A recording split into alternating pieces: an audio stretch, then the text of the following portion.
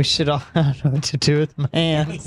I don't know what to do with my hands. Yeah, just all my hands up. do the entire podcast like this and talk really, really I was thinking awkward. about wearing these the entire podcast. What do you Oh think? Does my it make me look God. like a douchebag? Yes. Oh, Take that's them what off. I'm... Yep, still like a douchebag. The holder of the world record in Pro Street, the KC Turbo Crew from Mesa, Arizona. Welcome back to a Case Turbos podcast. We are here with Alex Ley. Yep, Precision Diesel Works. Nice. Tell us a little bit about yourself. Midwest shop based just north out of Kansas City, Missouri. Do Duramax, Powerstroke, Cummins. Specialize in Powerstroke and like to think KC Turbos. We sell a little bit of everything. A little bit of The everything. one and only Alex Ley. What's going on, dude? Thanks for flying out. So what was the reason that you came out here? Charlie called you up, said, "Hey, Alex." A little bit of tuning, working on some drivability issues and some Frankenstein stuff I did to my 2011. So Yeah. Tell us about that. What for all the guys who don't know you? What'd you just put in your? What truck you got? What'd you put in? I've got an early 2011 6.7 Powerstroke 350, and just King Ranch. retrofitted in a 2024 high output Ford long block. I love lunatic builds like that. 60 over CPX pump and a stage 2. Okay, so then 2024 high output just drops right in. No. Super easy, barely an inconvenience. Lots of supporting modifications and things to make it work, but turned out really good. So how long did it take you? 3 days. Tons of time. Took me 3 years to fix the truck, but 3 days once I actually got on it. So For his offense, in those 3 years, he had it still monthly detailed yes. without an engine in it. So you guys don't mess around at your shop. You get it done. Yeah. Get it done. Cab off, rip it out, all of it. What turbo does it have on it? KC Stage 2. Yeah. For the Dan. longest time, it was the OG, the prototype. Yeah, it had a prototype. It got 73,000 miles on it in about a year, the first year. That did not blow up the engine. Nope. We lost bottom end bearings. Oh. Bottom end bearings. So everyone on the 6.7 page loves to discuss oil viscosity, and there's I just run 15 W40 in it. You can with biofuel. I mean, it's in the owner's manual. Read it. Pay attention. The cap says 10W30 or 5W40 severe duty. So I figured, hey, let's run an experiment on this problematic early 11 model year. We'll service it every 5. I mean, on the head every 5. We'll use AMSOIL, but we'll use 10W30. And although I tow and run it hard and hot, so I'm severe duty by Ford standards. But so we ran a premium oil, really small service interval, still lost the crank bearings, just not enough viscosity, if you would. So the new engine is going to run 5W40 its whole life. Same routine, just 5W40, and we'll see how that one wears. Obviously, the latest and greatest, though, from Ford. So how many miles were on the truck when you swapped the engine? 234,000. That's pretty good. Two weeks ago now, it's got 239,000. I've spent in the last 2 weeks 96 hours in it. So is rod bearings like a common thing for the 6.7 to go out? I know the cam bearing, spinning that. Or the gear, yeah. Yeah, the cam gear. I've heard that is common. I don't know if I've heard the rod bearing. Is that one of the common? It's hit or miss. The early 12 and 11 motors use a different, from what I understand, different type of bearing set in them. They don't have tangs. They're a tangless design. It's hit or miss. So in my opinion, it's really important with oil viscosity. It's really going to affect when you're loading that engine up. There's a lot of hearsay whether the early engines have bearing issues. They also are known to have glow plug issues and valve issues. So again, it's, this guy may say something different versus what I think. Again, mine failed with the crank bearing, so to me, that's a bigger issue than, let's say, the valves, which I was scared of the valves, honestly. And I think Charlie's or Casey's 11, they changed the heads on it because of the valves. So hers didn't have the same issue. So, I mean, it's just all over the map with the early engines. And it was actually when I was working at Ford the same thing. It was like either you have bottom end issues at 200 or you had valve issues. Valve issues, in my opinion, are more common. Yes, I've seen more valve issues than, and again, mine sounded horrible. No engine light, no contribution, didn't shake.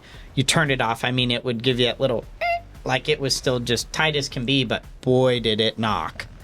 I mean, it just rattled and banged. And for those of you who don't know, viscosity is resistance to flow. So highly viscous means it's like thick like molasses, and low viscosity, which that's what the second number in oil is, right? Like the zero is like a very low viscosity. So it doesn't hang out in the bearings. That's what's happening. It's kind of gets hot, gets less viscous, flows out.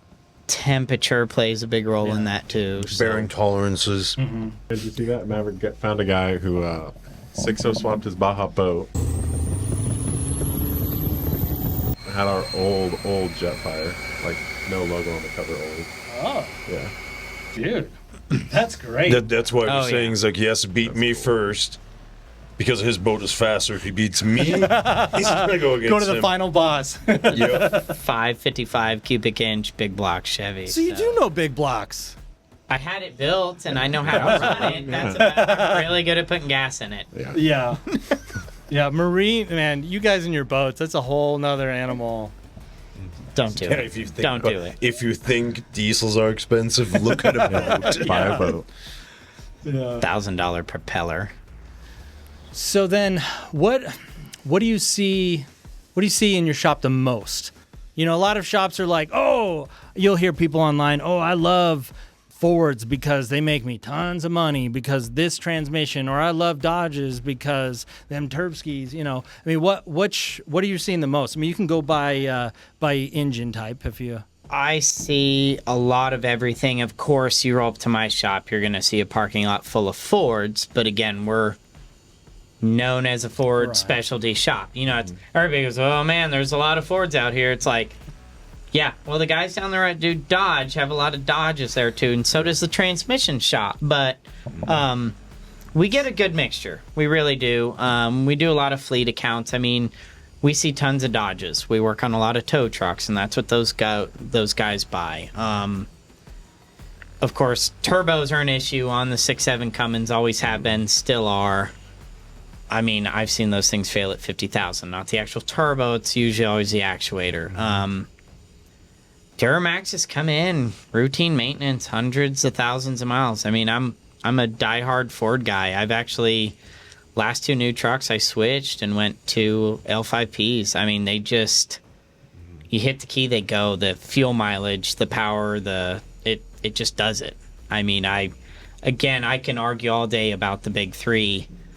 We've all been in my new Duramax. I've got a 24. I put 55,000 miles on this year. It's 24. yeah. It, you know, at 80 coming out here to Arizona, it cost me like $240 for a 1,400 mile trip. It gets 22, and it's just like, these are things that Powerstroke. I mean, good Lord, you know, you can hook to any building out here and rip it down the road with a Ford, but you're going to get 7 miles a gallon versus you go a little slower in the Duramax and pat your pockets and just not having issues. I mean, you know, everybody talks about the 10 speeds. My 22 Duramax lost the 10 speed like right at 30, and my new one's been perfect. And same thing with the Fords. Everything nowadays is just awesome or hit or miss. I mean, it's just how stuff is anymore. It's how everything is. There is no good trucks or no, "Oh, this will never break." Shit always breaks. That's we all know that. We all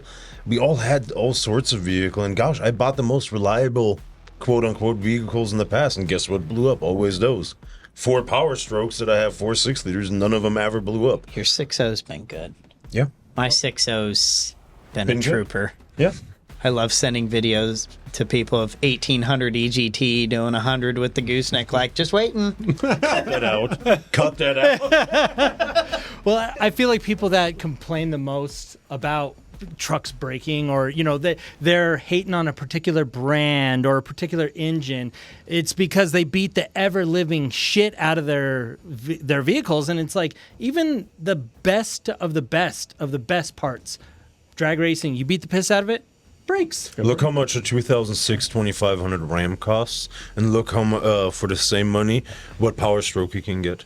You will get a way nicer Powerstroke for the same money, and that is the problem. I can go on Marketplace right now, buy a running and driving, decent condition 6-liter for 5 to 7 grand. They are out there, and you can buy them. Mm-hmm. Try to find, yeah, I have one. Now try to find a Dodge or a Duramax for the same money. It's not out there. and that's So what the problem is a lot of people get into those quote-unquote cheap diesels that have been hacked together by people, just barely are running. They think, oh, it's going to be a great truck. It has 200,000 miles on it. It got all his life just beaten to crap and never fixed right. And those are the people that complain. I tell 6-liter customers especially, the more you read, the more you know, and good information. There's a lot of bad information out there. There's a lot of, should I buy this? You know, this looks great. The marketing on stuff's great. It's like, no, sometimes quit overlooking. There's oil coolers and tons of stuff. The factory stuff works. It's the supporting stuff behind it, properly flushing cooling system. I mean, I tell 6.0 Powerstroke guys, the more you know about the truck, the better relationship you're going to have with it. And again, you don't have to care, but just knowing you bring it here, we're going to go through that list and get it right. Tons of happy 6.0 customers. We recently kind of, saved a customer. They bought the truck brand new in 06. I mean, it's been in a barn. It only has 130,000. They decided to bulletproof it instead of buying a new truck at 100 or 112 or something. They spent $17,000 with a guy that just sold them everything that they, again, these are folks that just aren't diesel people. They like the truck. They know it runs good. It was a nightmare. I mean, it cost us the exact same amount, I think $16,000, $17,000 just to undo everything. Everything was silicone, no gaskets were used, cheap, factory heads. I mean, they didn't know until it started puking diesel fuel out of the coolant bottle, and they're like, hey, something's not right here. And then it gets to me, and I'm like, I have bad news. So there are $34,000 in this 2006 truck that the exhaust was rubbing the train lines. I mean, it was just a nightmare. And it's to spin it around and for them to fall back in love with the truck. Like, oh my gosh, but those people are really hard to find that bought them new and remembered what they were like when they were new. A lot of us are third, fourth owners now at this time.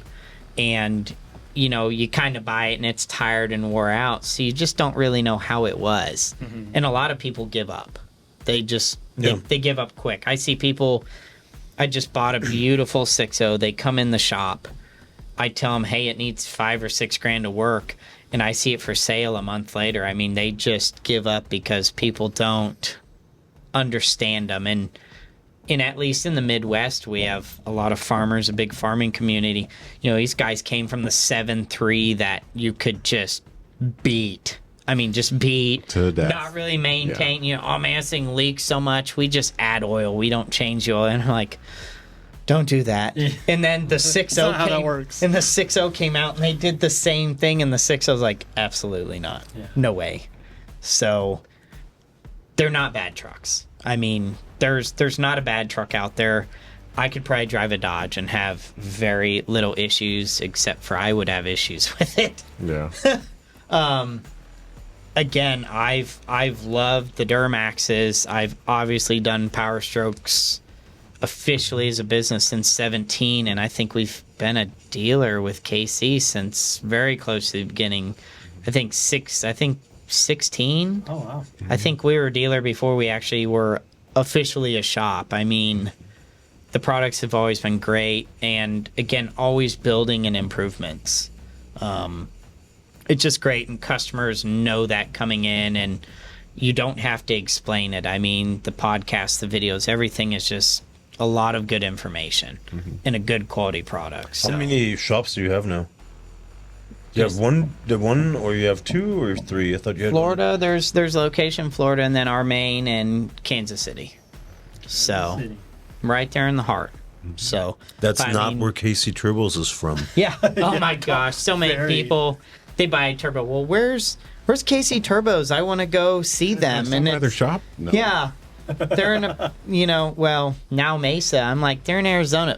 Well, what the heck? I'm like oh my gosh, the owners' names, husband, wife, K and C. I'm like not Kansas City. I told them they should have made it CK Turbos. I tried to tell Charlie, I'm like, we could market paint it Kansas City Chiefs red and call it KC edition. I'm like, that would boom in the Midwest. Yeah. But They would love it. people all the time, well, where's the shop at? It's in Arizona. Long drive. yeah. Hop in the car. Buy a turbo, test it out all the way there, tell them how great it is. Yeah. Yeah. So, So then if you're going to build a truck and you got people, if you have money, it doesn't really matter. It's like whatever you want. But maybe if you're on a budget and you want, a go fast truck and a tow truck, which two are you doing? Like what build are you doing? I currently have a fun one that's going on.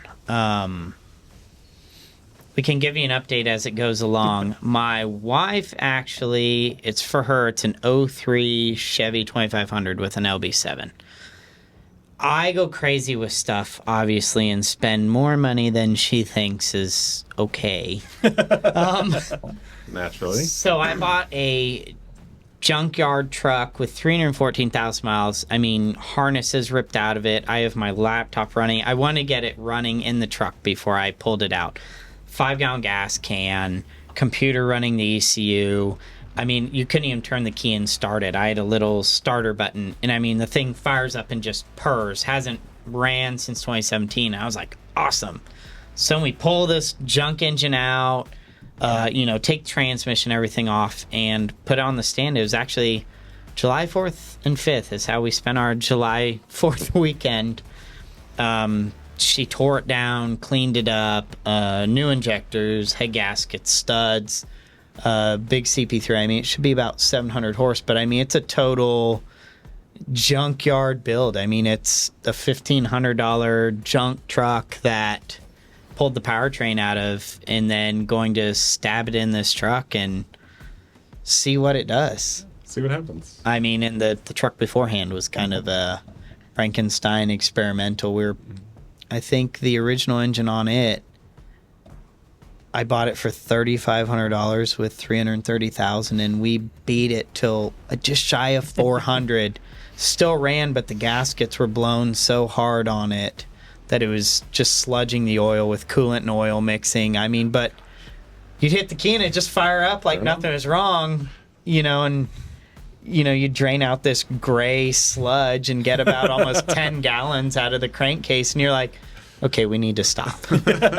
Like, this is not okay. We found out, we actually drove it from Missouri to Texas to California and back to Missouri, and we got home and we went to change oil, and we were like, oh my gosh, like, we got great mileage, it had great power, it did everything. We were towing the whole time. We were like, and that's like a new exciting thing for me. I know my Powerstrokes would have just said, F you, dude. You were walking, call a tow truck. And this Duramax just was like, woo, everything's great, So we'll see how that Frankenstein motor does. So. Yeah, if not, I mean, he'd probably have something getting ready for it anyway. Yeah, I've got a couple more core blocks. I plan, as soon as that one's done, I'm going to put together another one but again, my hopes are we fixed a lot of the higher mileage Duramax, like the 6.0. I don't care what anybody says. 350,000 seems like Duramax is just aluminum heads. They seem to blow gaskets if you push them. Again, we've addressed all the issues. It's got a lot of miles. Everything looked good, was in good shape, but we'll just see. I mean, also probably depends how much seat time I have behind it. My wife could probably drive it another 300K just fine, but if I get it, 8 months, it might be dead. Yeah. Yeah. Yeah, I drove with him in the mornings. Dude. Yeah, it's like how he drove Tyler's truck. It's like that all the time. Yeah, well, I respect that, first of all, because I had a great time. You beat the piss out of that dually. And Sorry, Tyler. Yeah, he made me go, damn, this 7.3 scoots. Like, Hey, I wanted to... Yeah, we've had to stress I want test to hear that. if that boot blows off, Yeah. because I don't think it will. If it does, the only thing we could have done is put a trailer in Tyre's truck and just put a brick on the floor and run it up a mountain. I mean, Yeah, pretty much. Dropping a 6.0 intercooler in a 7.3 coming very soon. Yeah. some All thanks to very, Alex Ley. very easy modifications. But It's a fun kit. was running a lot of power, a lot of boost, needed some specialty clamps, and we got it figured out. Took us a couple hours this morning, but Yeah. What a I mean, heck, I couldn't make it to the end of the road when we started this morning. Yeah, what a fun job. It's like, hey, I need you to try to blow this intercooler boot off. Yep. Sure thing. Yeah. Yeah, absolutely. Challenge accepted. Yeah. I thought giving the keys to Tony, he would have done it for sure. But he's like, no, it's good, dude. I was like, all right. Well, And like, blow the boot second off, I give not- it to you, you drive it 5 feet, and just bang. Well, okay. And now you know That's why he's Mr. not allowed Lady. to drive my truck. Yeah. Drive it like you stole it. Oh, yeah. It was definitely fun. It moves. Yeah. That dually moves. Well, it's got the KC300X Gen 3. So, Gen 3, Stage 3. Yeah. Is that what we're calling it? yeah. Yeah. Yeah, we threw around other names. Triple three. We're just going to Triple 3. go with the next gen. 3 3. 3 cubes. Yeah, Yeah. And nobody tells me anything. I know. Yeah, I I know. don't know. It's, Above your pay grade. I guess. we You like know to what it's called, apparently. we like to keep customer service in the dark so that you guys are really on your toes, blindsided, if you will. Yep, Yeah. definitely. That's our preference. Learn as you go. Yeah. We have a new turbo? Customers are updating you. Why do you think whole set is like, our actuators are fine? There's nothing to see here. It's fine. We're gonna make the same thing over and over again. Is it because is that why? It's got to be money. It's got to be. Hey, it gets past their warranty. Again, it's like everything you would think. I've seen 55,000 mile trucks that a good customer in Kansas City, actually, a guy done drives truck a lot. I think it was an 18. Actually went bad. He's like, heck with that non-VGT.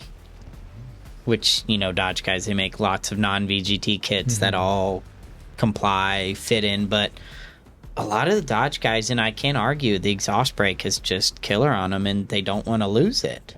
But the actuators are a problem. I mean, that's with every company, though. There's so many trucks out there and so many manufacturers that have certain issues. Yeah, but it makes it past the warranty date, so I don't care. And It's just cheaper to fix, let's say, 2,000 trucks and re-engineer a couple million. I mean, it's not that bad. For them, at least. For us, it is.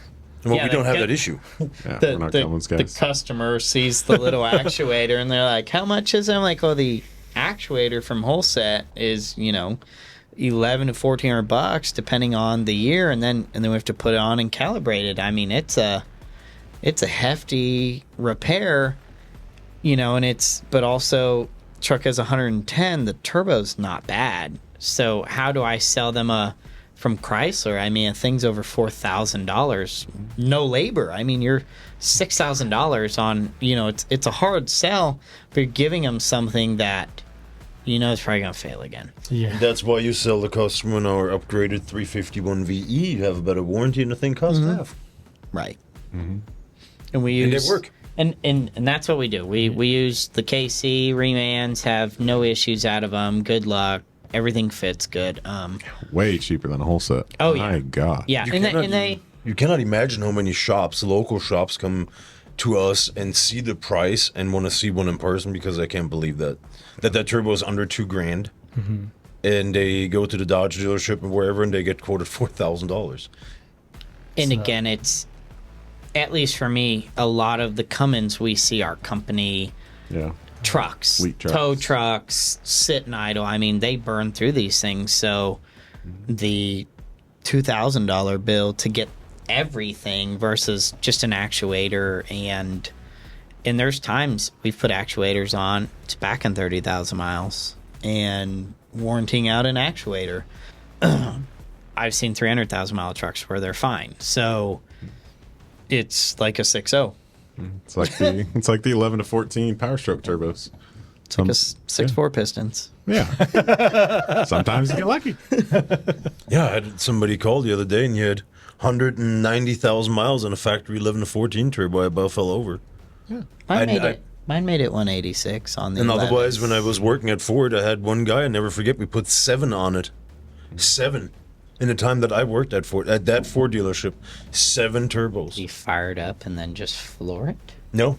Tony did the install on every single one of them. I had one came in out of the box, it was howling. Yeah, he lived at the top of a 10-mile-long hill, and then he got to the top and instantly And his turned it camper. off. Yeah. With his camper hooked up. Yeah. I'm like, did he live at the beach? I'm not joking. It was 7 turbos. That's Buy a turbo from Ford 11 to 14 will say big reman on the box. Even if it's a warranty turbo, Ford will give you a reman part. Oh, really? Yeah, 11 to you know what's worse than a factory 11 to 14 turbo? a factory 11 to 14 reman turbo. Out of the box, we install it. Tony calls me. I walk back in the shop, and the thing howls like crazy. Sounds like a siren. So we get another one coming. Okay, I send the customer on the road. 2 weeks later, he's back. Well, turbo making noise again. I got destroyed on every single survey I ever gotten from that guy. Well, you made the turbo yourself. Well, It was your fault, you know. Yeah, in the You end of the shouldn't have day, broken his the turbo. customer was unhappy with his truck. I told him multiple times, hey, the only one affected by the survey is my paycheck. They don't care. They have to bring their truck back 7 times in a 6 months period of time. Oh, he's mad. I can't. It's kind of funny you say that. I bought that King Ranch. I think it had 90-some thousand miles. And I just babied it. No power, drove it gentle. I mean, at 186, when I got the Whistler from Charlie, I was like, all right, I bought another new truck, so if this one broke, and it went and took it, but, at 186, I'd fire it up in the morning, you'd hear the 11 turbo just through the exhaust when it was cold. I was like, no way. Like, no, and I'm going to hop in this and tow something to Arizona. It's going to leave me stranded in even that tester Whistler Charlie gave me. I mean, that thing was just a trooper, and I just I have videos out here of my coolant gauge peg, oil at 251, and, the turbo screaming, and, it just never gave up. Like, that engine deserved to die. She was a trooper. I'm not mad at it. How many trucks do you have currently? I think like 14 of them. Okay. So now they know how KC Turbo's turbo testing, torture testing goes. When our testers are like, "Oh, I've pegged the boost gauge. Oh, that is the coolant. Ooh, Yeah. No, yeah. Whoopsie." It's this one. Wrong. They're both pegged. Interesting. Fuel gauge is empty though. Bruce is still up. Woohoo! Why would the 6.7 get such worse fuel mileage than a Duramax? Like, what about a Duramax gets? It's some voodoo stuff. I don't know. It's gotta be Why the does Cummins get so good mileage? What Do they as well? Cummins gets pretty decent mileage. I arguably just can't, and that's the sad part. The Duramax, especially like the old LB7 with no emissions, you put a bully dog junk tuner on those, you're getting 30 if you drive it respectably. Heck, GM, my 08 Duramax only had an 18-gallon tank. They're like, oh, this thing will get mileage. We know it will. So we'll put this tiny little pea-sized tank, and you could still... I drove to Salt Lake City one weekend to fix a customer's truck. It cost me... Salt Lake City from Kansas City is 1,000 miles. It cost me like $120. Cheap fuel is kind of cheap. It was like $60 to fill that 18-gallon tank, and it went like 521 miles. I have pictures of the dash of cruise set 80, and it's getting like 23.7. And that is a treacherous drive in elevation, wind, and Duramax just like, I'm like, what is this? Like, we're not going slow. It's hot. It's 110 out, and it irritates me. I've always hated Duramaxes, and as a mechanic, one rolls in and we're all like, this is going to suck to work on, but you really don't ever... When you're working on them, they blew up. They ran for 420,000 miles, and they blew up. How long did the transmission last? I pulled mine out in the 08 at 455,000. Bone stock? Bone stock. Oh, Had been serviced. No, the truck had been tuned up. Oh, it was tuned. with an old H&S, which is not happy on the Allison. It was starting to slip the converter, and I was like, okay, no. Again, I can't be out of town and have this thing go, but $455,000, pulled it out, beefed it up nice, and again, it's been, I think that truck's got 489,000 miles on it now. It's sitting down in Florida. I mean, it's fantastic. That's impressive. I've always heard the secret to keeping an Allison together is just to keep it stock. Or don't add more than 50 horsepower and it'll run forever. But then you add more than that and it's like, well, you ain't going to get that Allison reliability. But again, I've seen guys that just 200 horse EFI and they beat them and they're good. And then, I'm the guy that puts an 80 horse tune on a well taken care of truck and it blows the converter apart. I mean, there's a guy locally, him and his buddy, both in 06, bought brand new LBZs, and his friend cranked it up and, pulled with it, equipment. I mean, just beat it. And I think the engine gave out like 430. Never touched a tranny. His is bone stock. His wife drove it a bunch of miles, but, she just drove it, pulled their pontoon boat twice a year, tranny at 190,000. And he's like, what the heck? Yeah. I mean, they're so gentle on it, they didn't even put brake pads on it to like 340,000. Mm-hmm. I mean, super easy life, and that one broke. And I've kind of always been of the thing, work them. They're made to work. I mean, that or 24 engine has only been driven maybe 500 miles without a trailer. Like, I put the engine in. I was done on Thursday. Friday, I hooked to a trailer and went to Florida and back. Was two sort of break-in period or no? Oh, yeah, we kept the power low. I did change the oil 3 times before. I put 250 miles on it. Okay. Yeah, you broke it in on the way to Florida. Yeah. I was just semi-gentle on it. It was a fully loaded break-in procedure. Yeah, exactly. So What do you to do? there's... Well, that's stock tires. It's like driving a brand new engine with 40s. It's about the same load. That's true. I mean, did you think I'm wrong? No, it's funny because it makes sense, you know? Yeah, there's so much hem-haw, and I get weird about stuff, but I try to break it in nicely. Yeah. I think the heat really helps set rings and gaskets, and I mean, I was so irritated. 6.7s are notorious, depending on the year and the care, they leak. They're like 7.3s. When they get older, they just leak everywhere. And my 11 was just, we pulled it out of the truck, and there's no CCV leaking, no injector seals, no upper pane, and I'm like, 234,000 miles, and it was just, my hands didn't even get dirty when we were pulling out of the truck. It was great to work on, but again, I never get that lucky. Of course, it blew up because that's my luck, but it didn't leak. It's just like almost doesn't make sense. And again, I bought that truck and just ran it and maintained it, and until it had a catastrophic failure, never gave me an issue. I mean, heck, it started having a small tick on the way to Arizona. We were in Amarillo, Texas, and one of my employees was with me, and we're looking at each other, and I was like, it's got good oil in it. Let's just, we got friends in Arizona, so I guess if we make it there and it blows up, we're in good shape, or at least close. So drove to Arizona. I think that's when we bought the speedboat. And towed the thing all the way home. I mean, by Oklahoma City on the way home, it was hammering pretty good. It drove it another 5 hours, and then I think it even got like 14 miles a gallon with this boat. And it gets terrible mileage on the old engine. So, I was like, they run best before they break. Yeah. And then I parked it in 21, and up until 2 weeks ago, it's been MIA, so happy I finally fixed it. Yeah. You're finally back. Yeah, that was the first thing he said to me. Man, it's nice to be back in a Ford. Yeah. Oh, man, I've, the last the inside is, you can't beat it, dude. The last 2 years, I've been like, oh, man, I love this Duramax. I like these Duramaxes, and I get back in my truck, I'm like, okay, I remember now. Yeah. Going to Florida right after that engine, I had 10,000 pounds on a bumper pull trailer, and I'm just like, I don't even feel it back there. I'm zooming around turns and stuff. Cruise set at 75, 80, and I'm like, being gentle, breaking it in. And gently. Yeah, at 80. And, it just doesn't affect the truck like the Duramax. And the Duramax pulls good, but I know it's there. You can feel it, yeah. Versus I was just like, this is why I like these. This is why, again, a guy tows all the time and loads them. The Ford is the way to go. Well, you go to any racing event and you look on the drag strip, people that want to win, they have a Dodge.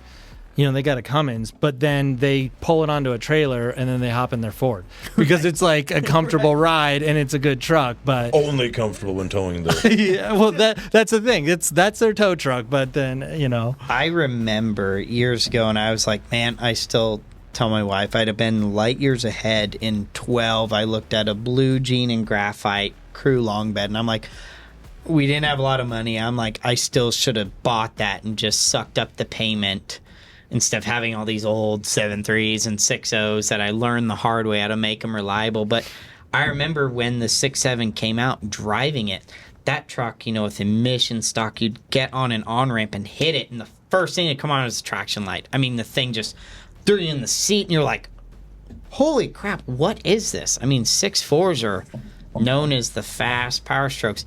Stock for stock, they did not run like that. The 6.7 was just a traction light monster. I mean, if you were in the throttle heavy and you hit a bump, traction light would flash. And my 24 Duramax stock, you just hit it and it saunters up to speed. I mean, it goes, but like a bone stock 11 back in 11 would have just taken off on it. Just that torque and power. I mean, and that's what the Ford guys like. We don't get the mileage, but man, we're going up that mountain with that trailer. So I mean, your 24 engine didn't get bad mileage out here. No. That you were towing. Yeah. You were towing 11,000 pounds. What do you again, get? I was The magic. telling- The magic of the new 24 engine. I was telling, and again, my 11 got like the worst mileage, 8 to 9 towing on the original engine. I pulled his 30-foot speedboat, triple axle trailer, crew set 75, which got a little bit bigger tires, so 78 on the ground. I think coming over the mountain from Payson, which is, there's 4 really good hills, it averaged out 15.7, and I think we got 16.3 on the whole trip. I mean, it inflated my gas bill $150 all the way out here. So $340. I mean, that would have been a $570 trip on the old engine. Yeah, on the old engine, I just made that trip out to him with my truck, and it was right around $550 to $600, right around there in just fuel. oh wow, And that's what I'm saying is I couldn't believe how much or how good his mileage was. It was just crazy. He kept sending me pictures, updates along the road, and he shows me all of a sudden 17 miles per gallon. It's like, huh, nice, I get that empty.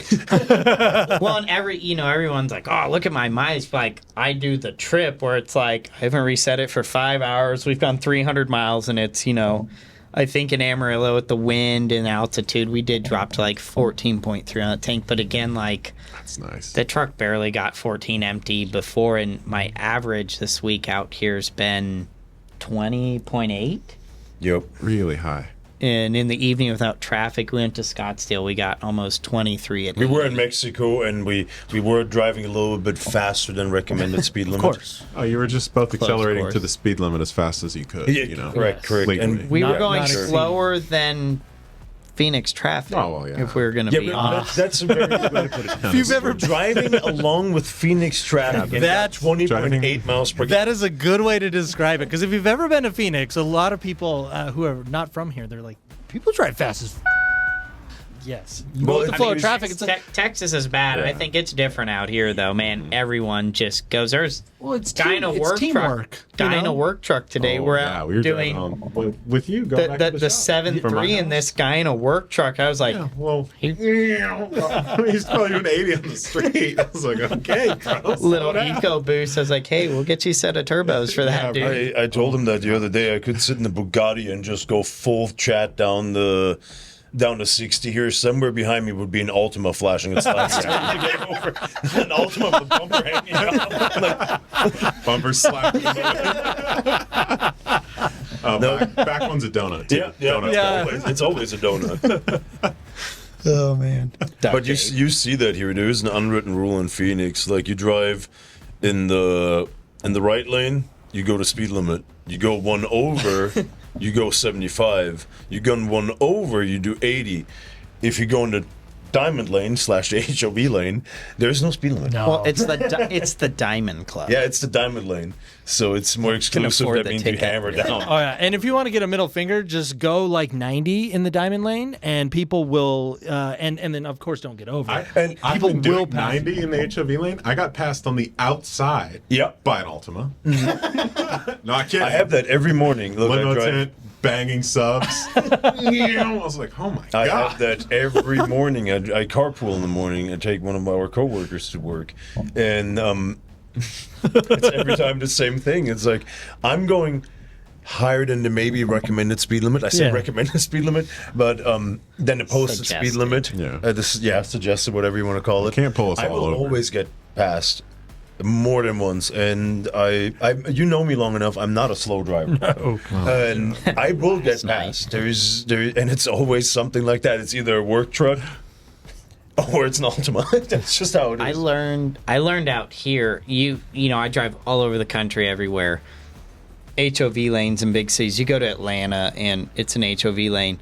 In Arizona, they will merge over to the right lane, pass you, and then get right back in it. And that's not what you're supposed to do in HOV. But in Arizona, I've learned that's just how you do it. Well, you drove in California before? It's the yeah. same thing. Like it's weird because Yeah. it even Well, says like in California, you know, they have like 3 or 4 miles, and then it's Yeah, it's Yeah, supposed to California- break. They'll have a lines, and you're double-double. supposed to get in and out, and then stay in the. Oh no! In Phoenix, it is just an extra- It's, it's yeah, an it's extra an lane. extra lane. Yeah. it's a passing lane. It's a diamond lane. Yeah. I don't understand what's so confusing about that. Yeah. Just make little cards. It's not the HOV. It's the Diamond Lane. I have a Casey Turbo. I I'm belong not here. joking. That's how it was explained to me when I first moved here by a coworker in Mesa on my first job. They said, "No, if you're not going at least 95, you're staying the heck out of there." Yeah. And I'm like, "Say what?" I had back then about a 99 Dodge or something like that. The thing it wouldn't even go 95.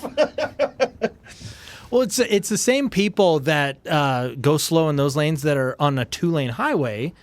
They're in the left lane, which is a passing lane, by the way. That's what the Randy And they're lane's like, for. I'm going 10 over. Why? I'm not getting out of the way. F this guy.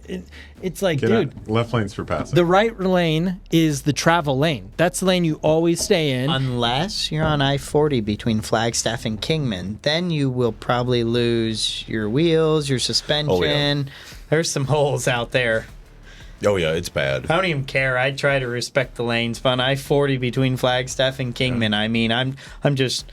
You can eat the bumps if you want to pass me. I mean, And that's literally how it is. You see there all the time cars pulled over because they have flat tires because that road is so bad. It's like driving the 10 from San Diego back to Phoenix. Oh, What do you mean? It's beautiful. it's terrible. The last like okay, 30 and a Corvette miles. at 140 when you're kind of just floating over everything. Yeah.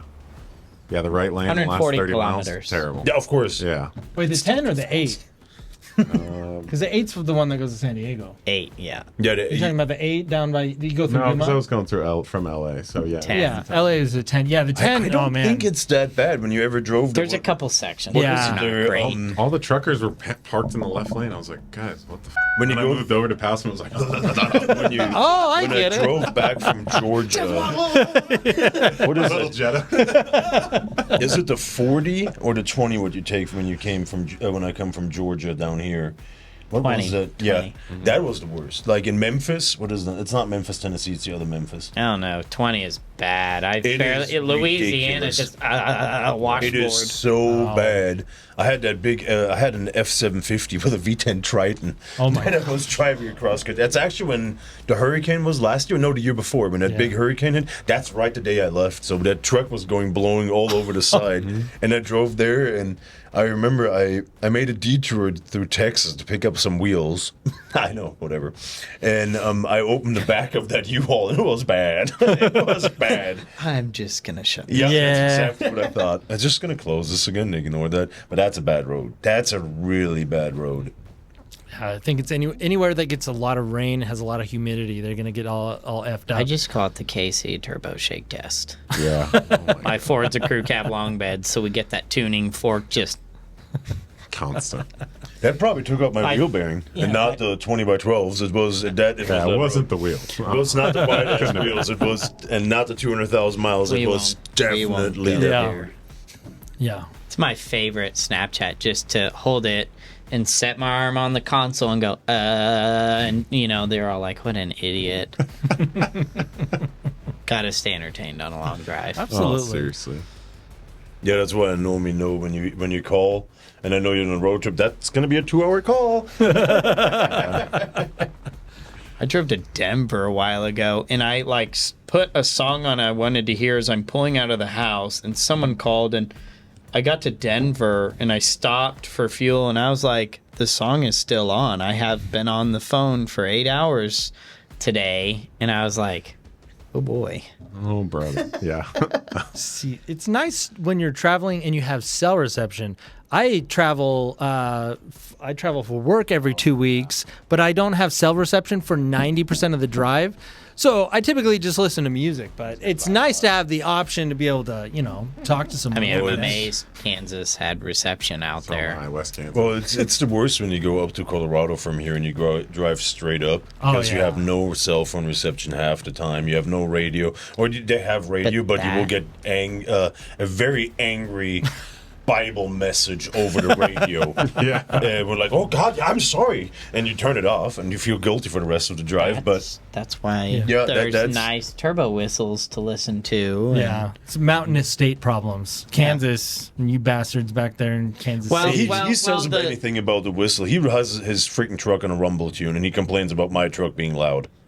Also, 'cause your my truck's loud. my 6 I mean, it is a KC9 blade. That's pretty damn loud. Well, it's bad enough. The new 9-blade, it's like 9 o'clock, 9:50 at night, and we're going to get fuel in the boats. And he's like, "We probably better take your truck and not start yours up." And I was like, "Yeah, we'll take the quiet one. Probably better not piss the neighbors off." I So. remember when we towed to Havasu together and I was behind you. He tells me, "God darn it, the only thing I could hear that entire drive was your freaking truck behind me." And I was like, "Yep."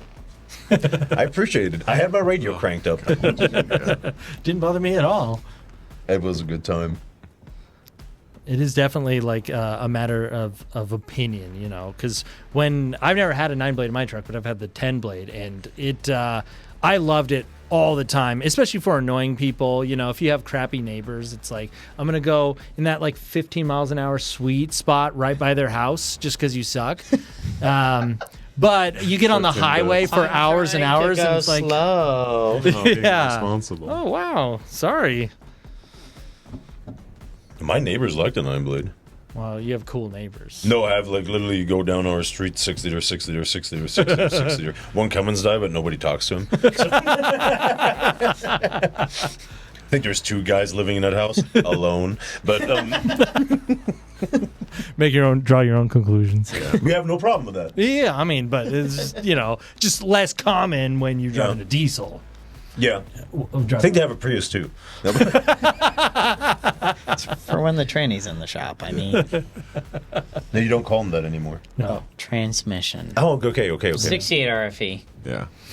since they're still using that thing. Or that damn ASIN when that thing bites the dust. The A56? ASC 69 or Some garbage like that, yeah. likes to party, blow up. That's Disco just ball. like a CP4. It loves to disco party. I don't know. The CP4, and I want to say that in camera, I love the DCR. It's probably one of the coolest upgrades on every 6.7. The CP4 is not as bad as people think. Hit or Comment miss. section we just go. went wild. Yeah, Hit here or we go. miss here. You As know a what takes out shop- a CP4? Bad fuel. As a People would argue that that's not always the case. As a shop. as a shop owner, I would say it's not a problem on the Fords. They blow up, they go bad. But boy, do we put them in Duramaxes and CP3 conversions like candy. If a Powerstroke fails, we're way past 200,000. We see Duramaxes with full-blown pumps at 90,000 miles. And it's so hard to tell the customer, like, Nice to meet you. So here's the news. I mean, I'm gonna need $15,000. yeah, you know, And that's just the thing why I like personally the CPR, the DCR so much over the CP4. You get more power. It will not cost you an arm and leg when it fails. It costs you an initial, $2,000 or something like that. What did I run? $2,000, yeah. And then you have to get them installed. I understand. What's labor time on something like that? What do I mean, it can be done in a day. Really can. So it's not the most massive job. Good, you can always argue, well, I'm in there, I'm doing this. That's fine. But in the end of the day, you install a DCR. You do not need it tuned. And it just runs fine. You can use it on a stock truck as a reliable vehicle. If you want to just eliminate stuff, you're a hot shotter. You're already at 200,000 miles. You're gonna go across country back and forth. You're gonna stop at the wherever you have to, because that's the only place you get fuel. Yeah, it's not worth risking it, because if that fuel system goes, you're $10,000 down. Well, and you have a downtime of, what is labor hours? 42 labor hours or something like that. oh yeah, Do for the a full whole thing. fuel system. For a full fuel system, yeah. When the CP4 goes, it's going to cost you a lot and a lot of downtime. And what costs you more? Like the initial $2,000 to install the thing, but it's not as bad as people think, but it's still an amazing product. Can't you I've just had. do- Oh, go ahead. Can't you just do a disaster recovery kit? You know, it's Prevention like kit? just plan on the CPO4. It's going to fail, but do a That's- disaster recovery kit. Do they work? I have no personal experience with it. I do. Yes, Yes, I do. Okay. Saves you from what? Buying injectors? Saves you from buying injectors, fuel lines, flush, or It saves you catches from all the debris. Yeah, Yeah. It basically, because in the end of the day, it's like a loop. As soon as the key's on, it just cycles the fuel around and around and around. So that's the thing with that disaster prevention kit. It catches it before it returns or before it goes into the injector and everywhere else. If you have a conventional CP4 failure, it goes through the entire fuel system. Now you're replacing. You had it, yeah. Too. Even worse than a VW. That's not even bragging rights.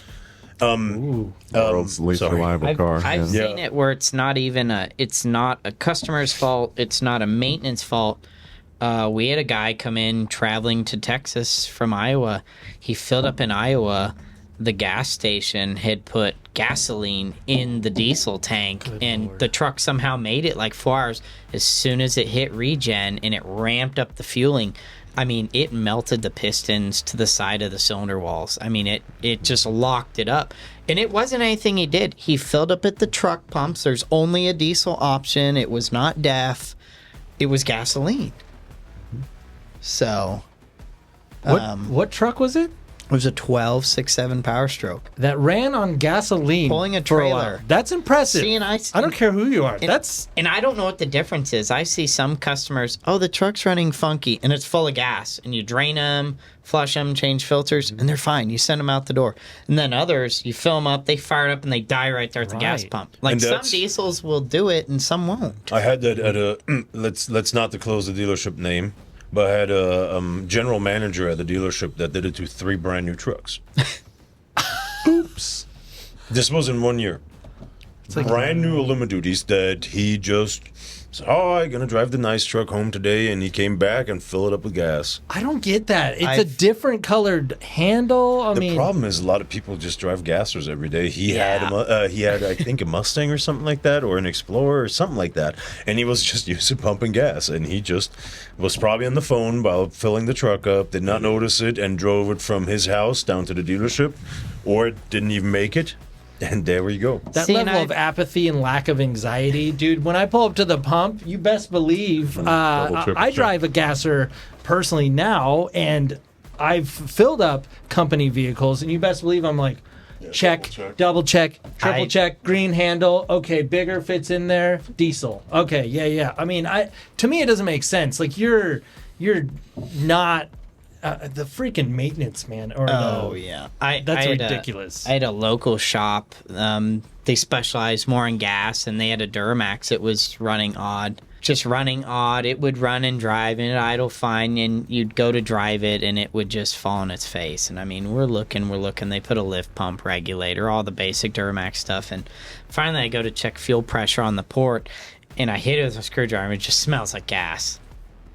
And I was like, shouldn't you guys know what this smells like? You guys primarily do gas stuff. And they're just like, But it was an older Duramax, and it just chewed right through it. I mean, they Okay. drained it, serviced it, fine, sent out the door. And again, that Duramax had 341,000 miles. Didn't hurt the injectors, the motor, and again, just respectful. Like, I mean, gosh, I pulled so many tanks out of 6.7s because of fuel system failure, and you guess what's in there? If it's not diesel, if it's not gasoline, and it's not water, what's in there? Death. Yep.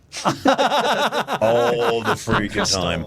And you just, it gets like a weird, it's kind of like gas and water too. It gets like sludgy. Yeah, but you know me, crystallizes. then you pull it, you see it in the filter too. It just looks really nasty. When diesel and DF mixes, it's really disgusting. Yeah, DEF seems like a very harmful to the environment fluid personally.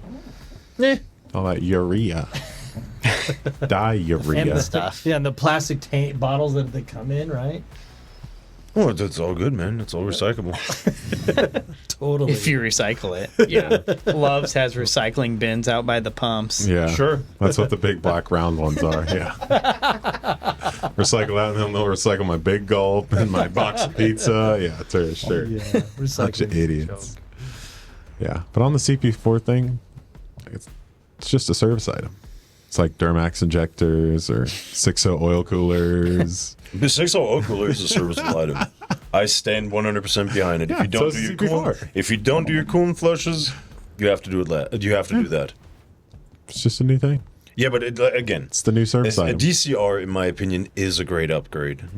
We'll have to see. You don't have to freak out and say this could go wrong anytime. It's not a ticking time bomb with the original CP4. Just pay attention where you get gas, or get your fuel, not gas. Where you get your fuel, Yeah. Don't do that. and Please. you're gonna be most of the time fine. If you travel across country, you're most of the time gonna stop at the big rest stops anyway. Sure. And as long as you do that, you have a very, very good chance that your CP4 is going to be fine. If you're approaching the higher mileage, or you just want to have the peace of mind, do that. The same thing if you have an 11 to 14 truck, you want to have a little bit more power, you put a different turbo on it. Now, you kind of want to do a fueling upgrade. DCR is going to be the best They bang for do the run buck. better. Just drop Yep, in. done. I just put it in, go drive it. I've noticed just even in the seat, just better rail pressure. They just run better. And see it like that on a 7.3, you upgrade your H-pop, right? Yep, That's what you same do. You thing. upgrade Same your thing. H-pop. So what's so bad, and there's a lot of people that hate upgrading their CP4s or putting something else in there. What's wrong with upgrading the H-pop on a 7.3? Nothing. What's wrong with upgrading the CP4 on your 6.7? Nothing. It will only help. Right. It's not going to make your truck get horrible mileage. Yeah, so I should None buy of that. a 10 mil stroker CP4 and you then get 60 No, over you're going to get a injectors. DCR. Casey Turbos is, by the way, I happy think to that announce- would be a fun setup. And I then don't you put know. it in a 2024 long block. and Casey then you put Turbos it is, in your by the way, happy to 2011. announce that we are S&S stock and dealers and always carry DCRs. That's true. Pumps in stock Get them now. while it's hot. It's 114 What out. about that upgraded CP4? What is it, the CPX? Yeah, What is that one? CPX. do? That's what he has. Yeah, that's what he has. How does that one? I did a lot of research and I just wanted the maximum I need all the fuel. power and it just outflows the DCR. That's the only reason I did it. It does have an improved pin bucket design, regulator, all the all the fancy stuff. stuff. Again, I shouldn't have issues out of it. It's mean, pretty we'll new though. Yeah, time will tell. Yeah. Knowing your luck, we'll see. Yeah, I mean, mean, in you 2 did- years, I'll have 400,000 miles on it. So Time will tell if in 400,000 miles that'll be impressive. So That's going to be about a year and a half. or less. See you in about 6 months, dude. yeah, Thanks so much for joining us, guys. Thanks to Alex Ley for coming out here. Go check out Precision Diesel Works. Check him out if you guys are in the Kansas City area or anywhere in the Midwest. The guy likes to travel, you know, so if you're out in Maryland, just give him a call. He'll probably drive yeah, out just to your stop shop. by. He'll stop by. But Alex, thanks for coming by, man. Yep. Appreciate it. We'll see you guys next time.